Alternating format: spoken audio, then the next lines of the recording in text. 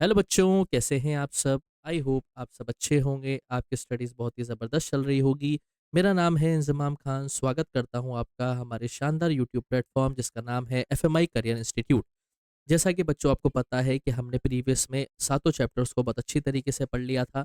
Directing को भी हमने बहुत अच्छी तरीके से पढ़ा है। अगर अभी तक आपने उसकी वीडियोज़ को नहीं देखा है, तो आप प्लेलिस्ट में जाके देख सकते हैं।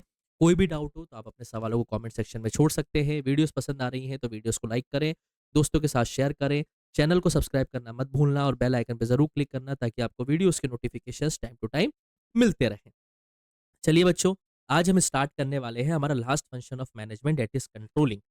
कंट्रोलिंग क्या होता है बेटा? कंट्रोलिंग का मतलब ये होता है कि आपने जो डिजायर्ड रिजल्ट बनाए थे, जब आपने प्लानिंग करी थी कि आप इस रिजल्ट को अचीव करना चाहते हैं और वास्तव में जो एक्चुअल रिजल्ट आए हैं, इन दोनों के बीच में नजदीकियां क्रिएट करना ही क्या कहलाता है बेटा? कंट्रोलिंग कहलाता है।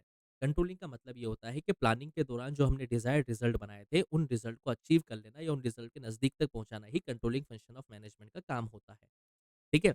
फिलिप कॉटलर ने क्या डेफिनेशन दी है कि कंट्रोलिंग एक वो प्रोसेस है जिसमें आप स्टेप्स लेते हैं ताकि आप एक्चुअल रिजल्ट को डिजायर्ड रिजल्ट के पास ला सकें और उनके बीच में कोई कमी ना हो, उसको भी देख सकें।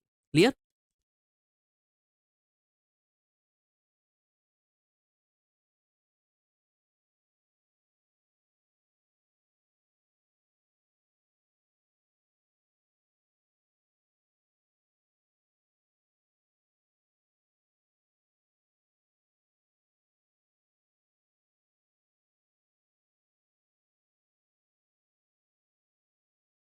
क्लियर है बच्चों? देखिए, नेचर ऑफ कंट्रोलिंग, कंट्रोलिंग का नेचर क्या होता है? कंट्रोलिंग जो होती है वो गोल ओरिएंटेड होती है। Controlling is a goal oriented function क्योंकि इसका ऑब्जेक्टिव होता है कि आपने जो रिसोर्सेज यूज़ किए हैं इफेक्टिवली एफिशिएंटली आपने अपने प्री डिटरमाइंड गोल्स को अचीव किया है या नहीं किया है। परवेसिव कंट्रोलिंग परवेसिव फंक्शन है, चाहे डिफरेंट लेवल्स ऑफ मैनेजमेंट हो या कोई सा भी लेवल हो, हर जगह पर कंट्रोलिंग फंक्शन की हमें रिक्वायरमेंट रहती ही रहती है। कंट्रोलिंग एक कंटिन्यूअस फंक्शन है, ये लगातार चलने वाला प्रोसेस है, ये कभी खत्म नहीं हो सकता है। एक के बाद एक ये लगातार क्या होगा बेटा? चलता ही रहेगा। क्लियर है?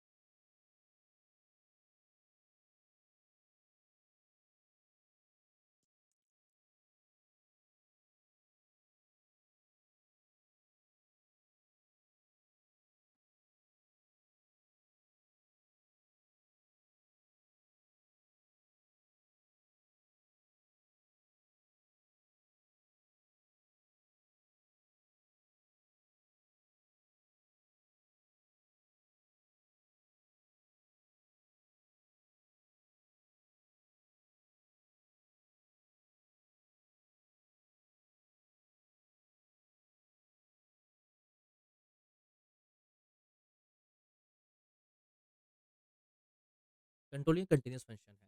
इंपॉर्टेंस क्या है बेटा कंट्रोलिंग की? Organizational goals. देखिए, कंपनी ने कोई ना कोई गोल्स बनाए होते हैं प्लानिंग के दौरान। ठीक है? The controlling function measure progress towards the organisation goal. Controlling function जो होता है वो प्रोग्रेस को मेजर करता है कि ऑर्गेनाइजेशन अपने गोल को कितना अचीव करा है। वो कमियों के ऊपर लाइट डालता है और बताता है कि आपको कौन-कौन से रेमेडियल एक्शन लेने हैं ताकि आप अपने गोल को अचीव कर पाएँ। Judging accuracy of standard. एक गुड कंट्रोल सिस्टम जो होता है वो मैनेजर्स को एनेबल करता है कि वो ये वेरीफाई कर पाएँ कि जो स्टैंडर्ड सेट किया गया है वो एक्यूरेट है या नहीं है, या हम उससे ऑब्जेक्टिव टारगेट को अचीव कर पाएँगे या नहीं कर पाएँगे। अगर उसमें कोई भी हिंड्रेंस आती है तो उसको दूर करने का भी क्या करता है? कंट्रोलिंग फंक्शन मैनेजमेंट काम करता है।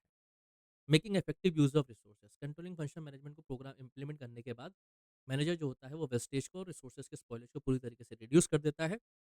हर एक्टिविटी को परफॉर्म किया जाता है according with pre determined standard and norms. ये इंश्योर करता है कि रिसोर्सेज जो है वो मोस्ट इफेक्टिव हो और एफिशिएंट मैनर हो। Improving employee motivation. एक गुड कंट्रोल सिस्टम जो होता है वो इंश्योर करता है कि एम्प्लॉय जो है वो एडवांस में एक दूसरे को जानते हो, what they are expected to do, उन्हें क्या करना है, what are the standard of performance, उनका परफॉर्मेंस का स्टैंडर्ड क्या रहेगा, on the basis of this they will be promotion. It does motivate them and helps them to give better performance. ये उन्हें मोटिवेट करते हैं कि वो एक अच्छी परफॉर्मेंस दे पाएँ और ज़्यादा अच्छे से बिजनेस को आगे ग्रो कर पाएँ। क्लियर और नॉट?